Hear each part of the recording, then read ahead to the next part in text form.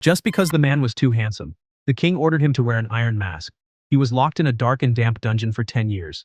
During this time no one spoke to him. Only a priest came once a week to pray. He thought he would die alone in the dungeon.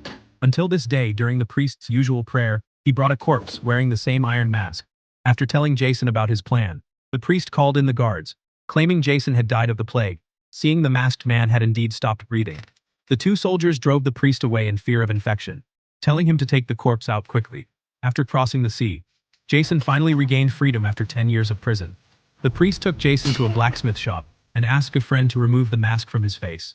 Though Jason's face was covered in beard, you could still tell he was just a youth. After some washing and trimming, Jason returned to the group. When they saw Jason, even though they were mentally prepared, they were still shocked, because Jason looked exactly like the current king.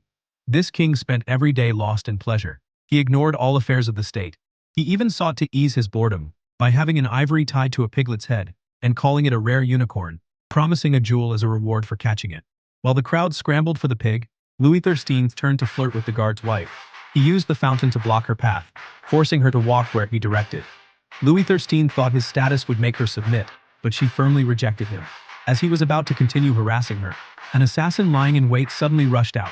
Luckily, the captain of the guard arrived in time and saved Louis XIII from danger. Soon after, commoners gathered to surround the palace, because the food Louis XIII distributed was not enough even for children. When the captain told Louis XIII the news, he only said one thing to the ministers outside. Next time there are rioters, shoot. Even in such a time of national crisis, he still could not forget the guard's wife. So he ordered the guard to the most dangerous battlefield and had men ambush his path. After learning his son had died, the former minister took up his sealed sword again and stormed into the palace alone, seeking justice. Fortunately, his longtime friend the captain stopped him. Seeing the country in such misery, he called on 3 other trusted friends of the late king to conspire on a shocking plan. They all agreed to overthrow the king. Only the captain remained silent, as if burdened with a secret. Though without the captain's support, the 3 still refused to give up. They carefully forged an iron mask, then arranged for the only one who could reach Jason, the priest, to go to the dungeon and bring him out. It turned out that 20 years ago the queen had given birth to twin boys. The former king, to prevent a fight for the throne, secretly sent Jason to be raised in the countryside. It was only after Louis XIII inherited the throne that he learned he had a brother, but cruel Louis XIII, to eliminate the threat, ordered his brother arrested and locked in the dungeon. Now Louis XIII's tyranny had driven the nation into crisis, so the 3 chose to rescue Jason, rather than see the country fall. After hearing their story, Jason could hardly believe it, but the royal blood ran in his veins, and he had to bear the burden of saving the nation. To quickly give Jason the manners of a noble, the 3 taught him etiquette and swordsmanship in turns, all in preparation for next month's masquerade ball. To prevent accidents, the priest used the queen mother's guilt toward Jason to successfully bring them into the palace.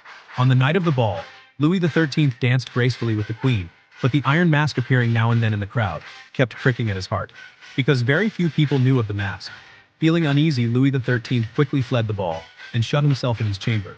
But as trusted men of the former king, the 3 knew all the palace's secret passages. They knocked out the sleeping Louis XIII with a punch. When he woke up again, the crown was already on Jason's head. Now, as long as Jason returned to the ball, and no noble noticed the flaw, the throne would be his forever.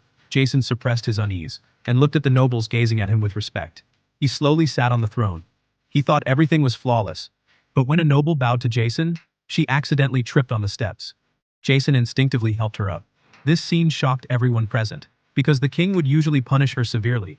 But now the king had helped her instead. While all the nobles whispered in shock, the queen mother appeared in the hall. She could of course see Jason was a fake king, but because she owed her son too much, she did not expose Jason's disguise. The captain, who had also watched the king grow up, noticed something odd, but he could not be sure. Halfway through the ball, the girl who lost her husband rushed into the ballroom, crying about the king's cruelty to her husband. Jason of course didn't know what she meant, because it was all his brother's doing. He gently comforted the girl and promised to make it right. Now the captain was almost certain this was not the real king. He kept silent and quietly left the ballroom.